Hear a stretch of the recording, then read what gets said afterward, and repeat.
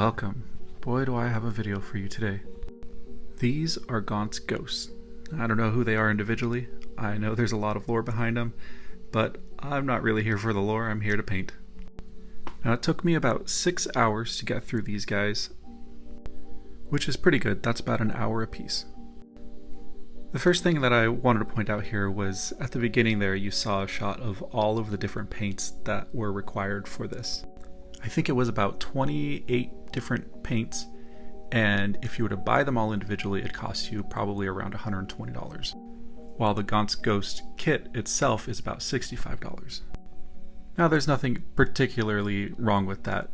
I wanted to point out the fact that if you wanted to paint these the way it's shown on the box, you're going to be spending $65 for the kit and then another $120-ish for all of the different paints. Of course, this is if you're brand new to the hobby and you just want to get these Gaunt Ghosts painted.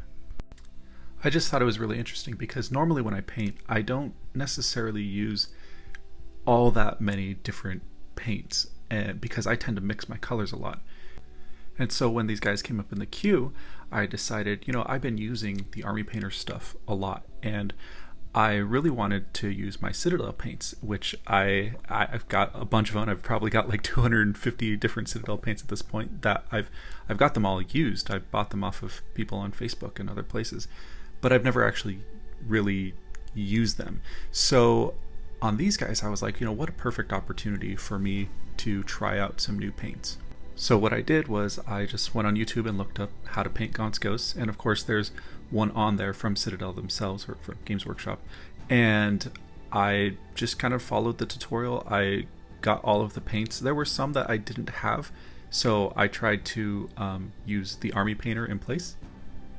So I'm sitting there at my desk and I've got 28 different paints in front of me, and it honestly felt overwhelming. I was just like, wow, this is going to be a project. And when I was first going into Gaunts Ghosts, I was really excited, and then I had all these paints in front of me. I'm like, I don't know about this. Is going to be trouble. But the one thing that I did like, and something that I could appreciate, and just the thought had occurred to me that, there's 28 different paints here, probably more or less. And the thing is, though, is that they each have their own name. They're one is a dark brown and a light brown, but those two colors have their own name. And so what I can appreciate about what Citadel has done here is that they've given us a language. They've given us a language that we can talk to each other about paints. And one thing that's really important is to be able to communicate what colors we're using. Because for me, when I'm always mixing paints and I'm talking to somebody and I'll say, oh, you know how I got that color? It was a little bit of white and some red, and that gave me pink. But that's so hard for somebody to replicate. And if somebody wants to copy my color scheme, I can't just be like, yeah, here's some blue and add a drop of white and you got the blue that I used. Well, no, it's not that easy. But if I can tell somebody, oh yeah, I used I don't know any of the names of these paints. I used Fenris Blue, I think is one of them, and they can say, yeah, okay, I've got that one, or I can go pick that one up. And it's just this neat idea that suddenly in painting, at least to me it's sudden, that there's this whole language that you have to be able to communicate with other people of how you're doing things. Especially for providing tutorials and teaching people and being able to give them the exact colors that they need is extremely helpful. And in your own painting, if you got this color scheme, instead of mixing up a color one day and then a month later you get some new models and you have to mix it up again, you're like, I just can't seem to get that right. Well, now you just write down the color that you used in all of the different shades and layers and base coats and whatever that you're using. You just write those down, and now you can come back to them and have consistency.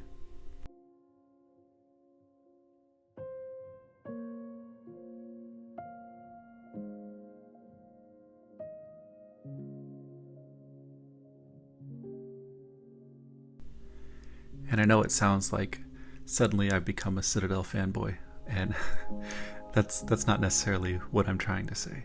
I still love the Army Painter, and I love the Vallejo paints, and I'm coming to love the Citadel paints. It's just a different tool in my belt now that I feel like I can use. And so I've never felt like it's been one or the other. I've never felt like I have to be all Citadel or all the Army Painter or all Vallejo or whatever other colors or, paint companies are out there. It's just, what is the best tool that I can use now? For me, I know that for black, I love to use Vallejo black. Before I was introduced to the Vallejo black, I had used the Army Painter's matte black. And I just found that I like the outcome of the Vallejo black a little bit better than the Army Painter black. And there's nothing wrong with that. I still use the two between different things, like it depends on what I'm trying to accomplish. And now I'm just rambling and I'm not sure where this is going, but I just wanted to point out that it's not about the brand. It's about the outcome and the tool that you're using at the moment for what you're looking for.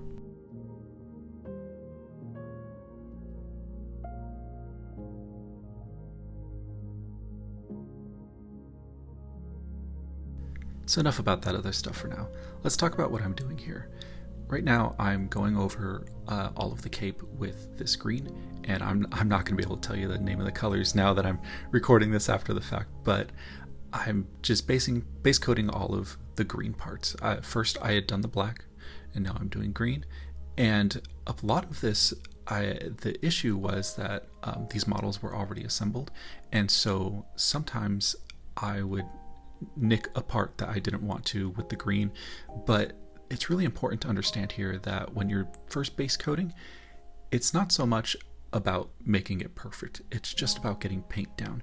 And yeah, you might hit some of the parts that haven't been painted yet, or you hit some of the parts that you did paint previously, but you're so early on in the stage that you don't have to be a perfectionist here, and that you can be a little bit quicker with it.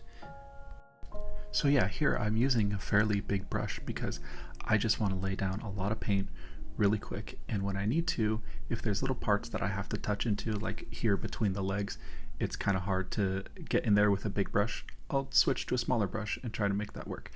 And what I'm doing right now is actually going back with the black and cleaning up those edges that I had messed up with the green. Now that I finished the green, here I didn't have the specific Citadel wash to use, and so I ended up going with the Army Painter's Army Green wash. So the goal here is to use this wash and cover all the parts of the green. And if you miss a little bit of it, it's going to really stick out. It's going to look like a completely different color than everything that's been washed. So you just want to make sure that you're hitting everything. So personally, I tend to go a little bit heavy on the wash, and it's just because I like the kind of grungy, darker look that it offers. But you can always go back over it with a highlight, with a dry brush to kind of pick those colors back out.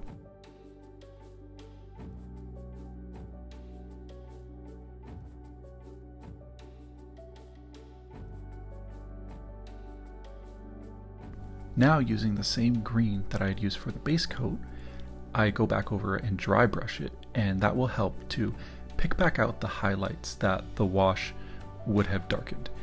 Which is okay, like that's the whole point of the wash, is to darken the whole thing, and then you go back with a dry brush to highlight the high points again.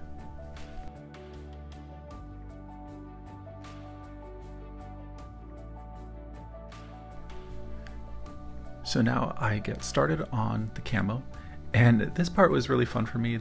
I like what the guy from the Citadel video that I was watching had mentioned. He said that if you think about the camo too much, it's not going to look natural. So I really just kind of zoned out and just started putting spots and slashes and stuff all over the place to give it the camo effect. And I'm really happy with the way that it turned out. I used 3 different colors. One of the colors I started to put on and then realized I didn't really like it, and so I just picked a different one and went back over it with it.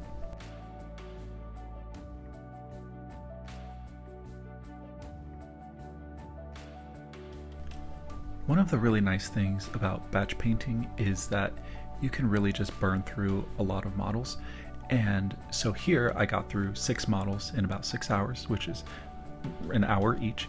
But if I had done each of them individually, it probably would have taken more like 2 hours or 2.5 hours per model. And that's just because you're doing one, you're switching through all of the different colors. You have to wait for things to dry, or if you, in my case, I use the air dryer, so I don't really have to wait a whole long. But there's the process of switching through paints and then having to do all of those steps for every single model. But now you put them in an assembly line, boom, there's all the green, boom, there's all the black, and then you just go through each of them, and now you're saving so much time from switching your paints all the time. You know, the time spent washing off your brush and drying it and cleaning it and changing out your water. Like, there's just so many different places where time is saved by doing batch painting. And this really only works with models that are using the same colors.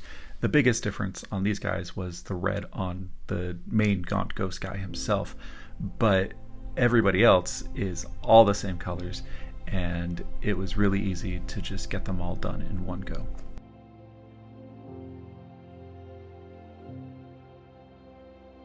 On the other hand, I've done paintings where I'm doing 80 models in one shot, and it can be so very tedious, or I hate to say boring, but there's something about doing 6 models in a batch and then doing 80 models in a batch.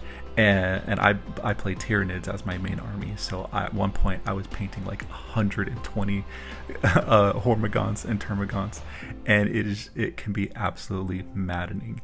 And so for me, what's really important in those cases, it's like with my Tyranids, was I painted one Tyranid, one Hormagaunt and Termagant to completion. I based them up, did all the paint that I wanted to do, and so that I could establish a color scheme, because I was trying to come up with something that was very simple and would not drive me absolutely crazy doing 120 times. Especially, I've seen people do very intricate stuff on their Termagants, and I'm just like, that's totally cool for a squad of 10 or 12 Termagants or Hormagaunts. Now do that 120 times. And it is so crazy to see that. And that's mostly a problem with Tyranids, because they're just kind of a swarmy army in general. But for me, what was important was that I had a baseline model that was complete, and I knew that I could replicate it over and over and over, and in relatively easy steps. And so when I was batch painting them, it's really, just throw on an audiobook or a movie or whatever. I mean, honestly, while I was painting these, I hate to admit it, but I was watching Twilight, and there's a whole backstory behind that, don't ask. So with these guys, it was fairly easy, but doing 100 of these, you've got to take a break. One thing that I ended up doing with the Termagants, and there was this other batch of like 80 models that I did for a commission, was basically I would just do like 5 or 10 at a time. So I would take 5 or 10 of these guys, paint them all the way up to completion, boom, that's 10 guys done. Do another 10, then another 10. And that really helps to break it up, so that you're not just feeling like, oh my gosh, I've been painting green for the last 2 hours and I feel like I've got nothing done. Well, the thing is, if you do like 10 at a time, then you will have that satisfaction of having completed something and feeling like you're actually making progress. And that really worked for me. I mean, some people, maybe they'll go push through the grind, and that's totally fine. You do you. But for me, that's what I needed to do.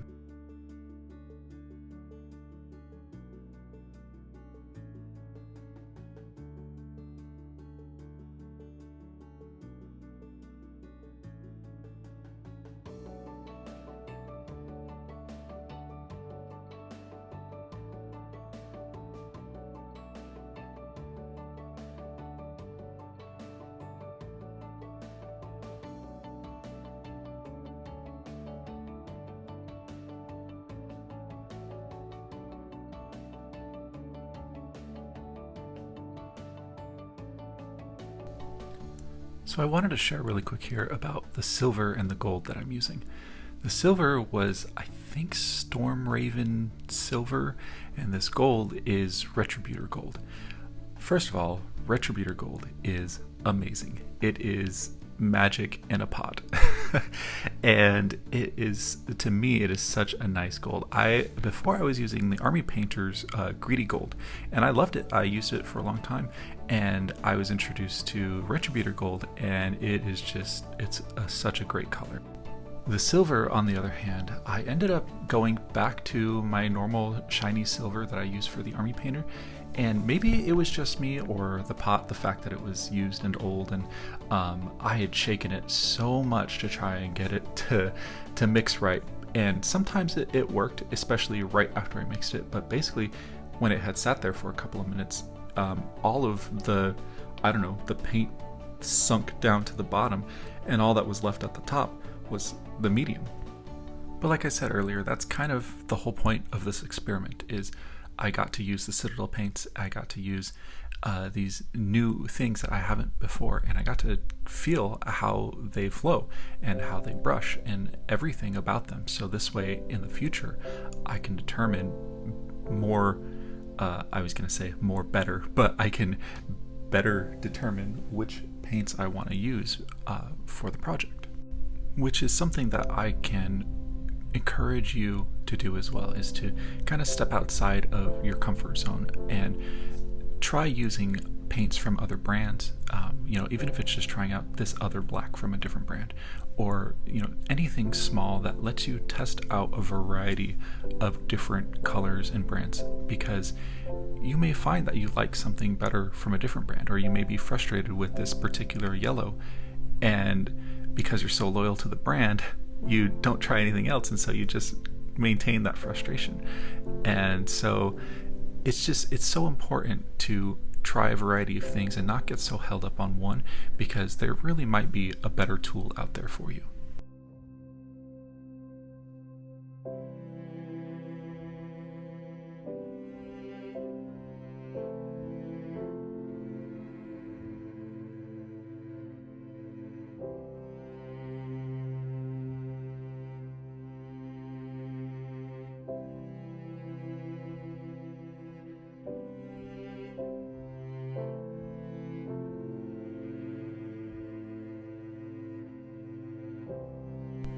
Now the trick that you're seeing here is I'm actually going over that gold with some silver, and just in small spots to bring out the highlights.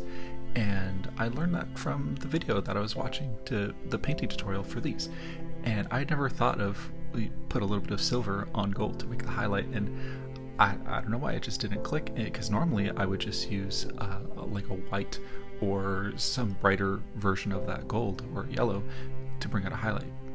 And then when they pointed out, hey, use this silver, I was kind of like, oh yeah, that makes sense. it would be shiny like that. And so I really, really like the way that gold turned out with the silver highlight. And it was just something so small and simple that completely changed my perspective on how to highlight gold. Watching different tutorials is such a big deal and such a huge help, because I know that when I first started, I didn't want to watch tutorials. I didn't want other people influencing how I painted things.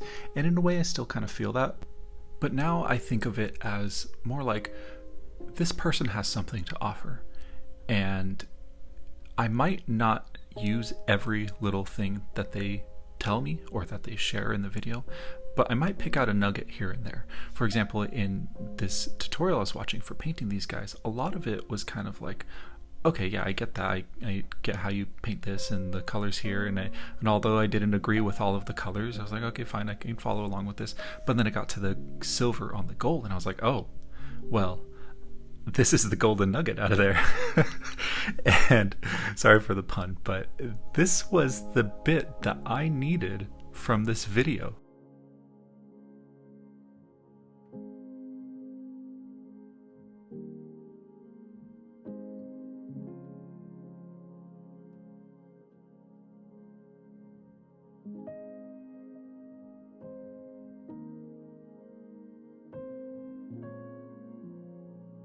So back to the video here. The part that I'm working on now is the skin, and the skin has always been the most difficult piece for me. Every time I do skin, I feel like it comes out too thick, it doesn't look natural, and I'm never happy with it. And so one thing that I've learned is that thinning down your paints and doing multiple layers on the skin is pretty much the only way to go. I must have gone over each of the skin parts on these models like 3 or 4 times each, because you just need to build it up really thin and build it up to that complete full look. And this is the part that took me the longest. This is the part that I knew I was getting to, and in a way I'm kind of dreading it, because I know that once I get to the skin, I'm almost done, and it's the fine details from this point on. And honestly, that's the part that's going to make the model. Like, it's these little details that make it all come together. And there are some parts on these models that were really hard to hit with the skin tone. And actually what I'm using here is Cadian Flesh. That's a Citadel color, and I really like it. Normally I would use Barbarian Flesh from the Army Painter, but the Barbarian Flesh is a little bit darker than the Cadian Flesh tone. And so what I found is that when I used the Barbarian skin tone and then I used the Flesh Wash on it, the skin would always be really dark. And when I'm going for this Caucasian kind of skin, I'm really surprised that I like Cadian Flesh tone. This is the first time I've ever used it. And so I was just really impressed with the color. And then even after I put the wash on it, it still had the color that I was looking for. Which reminds me that I am so excited to get my hands on the Army Painter's Skin Tones paint set that they're just now releasing. I think it's supposed to come out in September, maybe the end of September or something, but it looks so good. And I love the way that they've done the naming. I love all of the different colors that they've offered and the new washes that they're putting out there. And it all just seems like it came at such a good time for me to learn better how to paint skin tones. And I've got it pre-ordered. I'm just waiting on it, so I'm so excited for that to come out.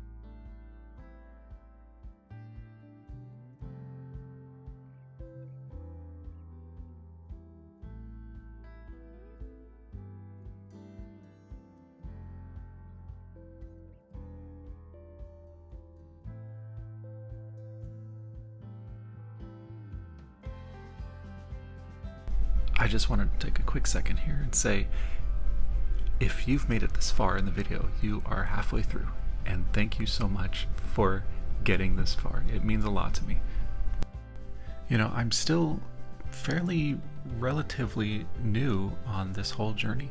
I mean, I don't have very many videos out yet. I don't have a whole lot of followers and subscribers, but the thing is, everybody starts somewhere. And I think that's so important to recognize, because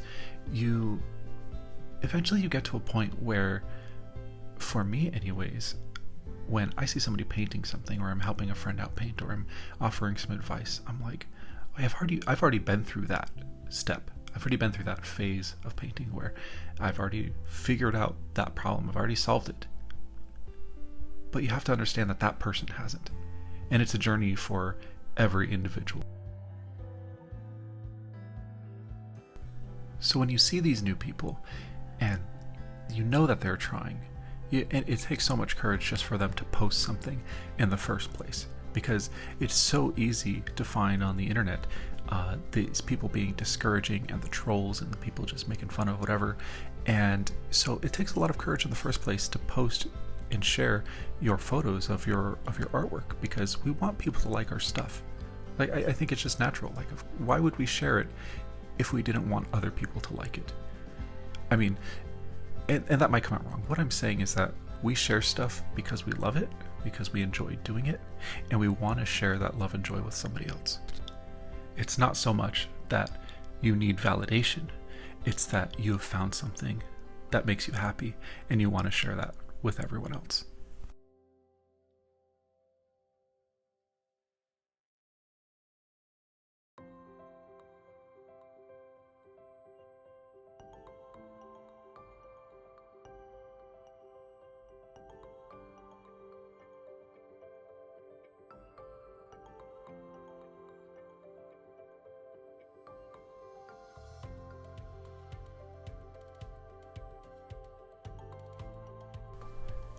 what happens next is I've put some of the highlights on the skin tones, and I forgot this guy's hair. And not only his hair, but he's got a little headband around it. So I had to stop what I'm doing with the skin to go and put on his hair and his headband so that I could finish the skin again.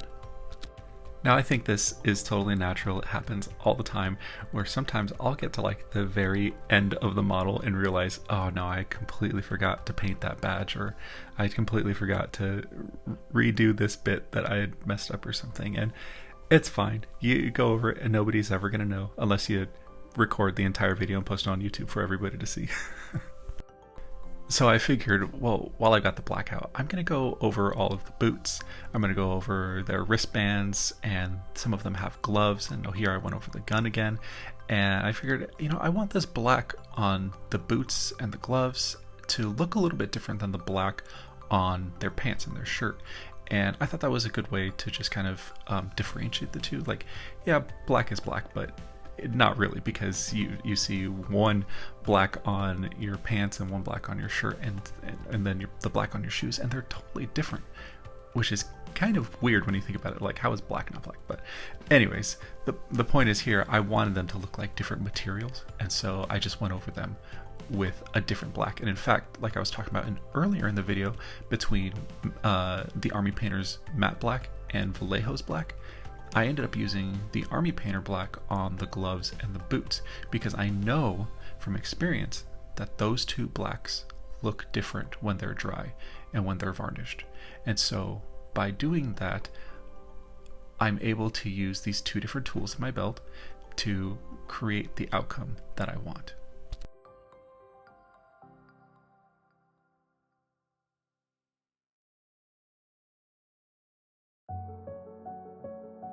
So this part I'm doing just some touch-ups, cleaning up the skin, finding the little spots that need to be fixed, and I go over some of the cape with green, I go over some of the shirt with black because I had accidentally got skin tone on them. Well, what I wanted to say was that while I was watching the tutorial for this, and while I'm looking at the box art for these models, I have to remind myself that pretty much no matter what, it's not going to look the same. And part of that is because I didn't have all of the Citadel colors. Some of them were Army Painter and Vallejo colors that I used. And the other part of that is I straight up don't have the talent and experience and time and skill and everything that goes into those box art paintings. I mean, the people who are doing those have probably been painting for 100 years, have probably won 1,000 golden demons, and I'm over exaggerating because I want to point out how much better they are than I am at painting. And for me to pit myself against them and to compare that is just unrealistic. And comparison is the thief of joy. The reason for looking at the box art or for doing these tutorials is so that I can have a goal to achieve. I can have a reference of the colors, of the techniques, and of the things that need to be done to approach that outcome. And it's okay that it's not going to be exactly the same. Now, the reason why I think that's okay is because I am not purchasing a toy model that has this exact outcome manufactured on every single one of them. That's not why we paint minis. That's not why we play Warhammer. That's not why we do this. Like, yeah, we like the box art and we like the style of, this Imperial Guardsman and how they're green and they've got the Cadian flesh tone, and we like those parts of it. We like the Space Marines. We like the ultramarine blue. But ultimately, I don't think, I'm not sure if people would buy this stuff if it was already done that way. I don't know if people would buy Games Workshop models if they were pre-painted, which sounds completely absurd, based on the fact that I'm painting a commission right now. So this person is going to get these models back, quote, pre-painted. And I still feel like it's different. I'm trying so hard to explain this because the difference is this is not manufactured. I am a human being who's putting my heart into these paintings to create a piece of work that is unique to this person. If I get another set of these models, of these Gaunts ghosts, and I paint it up for somebody else in the exact same color scheme, in the same way that I've done these guys, it's not going to be the same. It just won't. And in fact, I hate to say, the next guy's Gaunts ghosts are going to be even better than these ones, because I've solved these. I've figured out how to paint these guys. And I think that's so interesting, because it's not so much about, hey, I want these models pre-painted just so that I can play. It's more that I want these models hand painted by an artist. I want somebody to put their soul into this thing. That person is saying, I don't have the time, I might not have the skill or the talent or the materials, I might not have what it takes to paint these. But if I did, I would also be putting everything I've got into it. And really, some people just want somebody else to paint it. That's it. They just have no desire to paint. They have no desire to build the models, and they love the game. But why would they play Warhammer? Why would they play Warhammer if they wanted somebody else to build and paint the models for them? I mean, they might love the game itself, but I think another important piece to that is that they also love the hand-painted feel of these models, the uniqueness of these models. Because they could play any other game. There's so many other games out there that are already painted off of the manufacturer. But it looks different, it feels different, it never has quite the same amount of detail. Like, there's no way that a manufacturer could mass produce this very same kind of thing.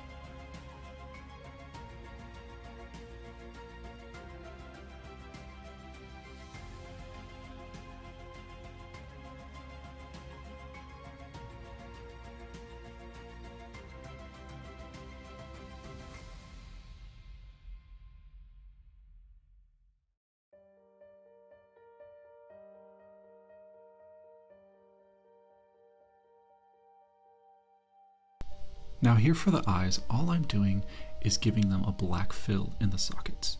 And the reason for that is to add depth and shadow to the eyes. So they don't necessarily need the actual eyeball there, like the white of the eye. These models are going to be on the table, they're going to be at arm's length, and it's something that you'll just never see when you're playing the game. I had seen just the other day an incredible painting that somebody did, and with just great detail in the eyes, and I was so impressed by it, and I want to be able to do that, but that to me is not a tabletop piece, that is a display piece. And here what I'm trying to create is tabletop pieces. And so for me, I think that the depth in the eyes is good enough, because at some point you have to compromise between time and the effort and the cost and all of this stuff to balance together for the model that you're going to have painted. And even if you're just doing this on your own, you have to ask yourself, for my termagants, for my tactical marines, do I really want to spend 3 or 4 hours per model? I think a part of that question is answered with a couple of other questions, and one of those was, like I said before, is this a display piece? Or Am I trying to win an award with this? Is this a single model that I'm putting all of my time and focus and energy and effort into? Or is this a model that is going to be just a tabletop? And that is totally okay. There's nothing wrong with painting to just a tabletop standard, which is usually like 3 colors.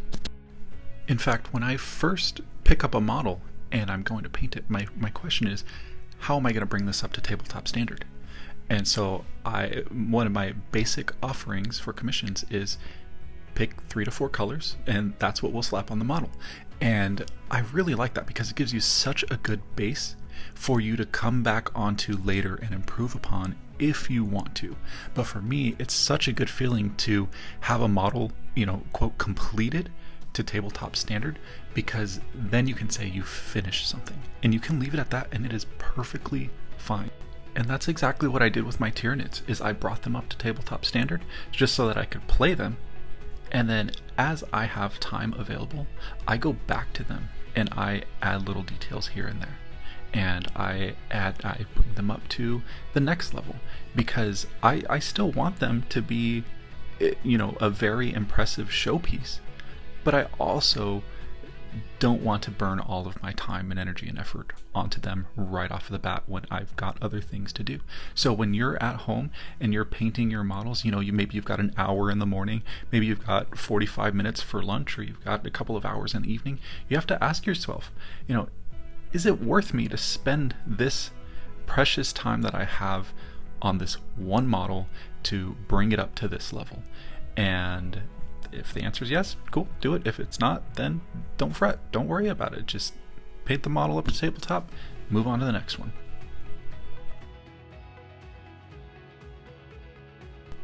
But enough about that other stuff. Here what I'm doing is the last step is the varnish.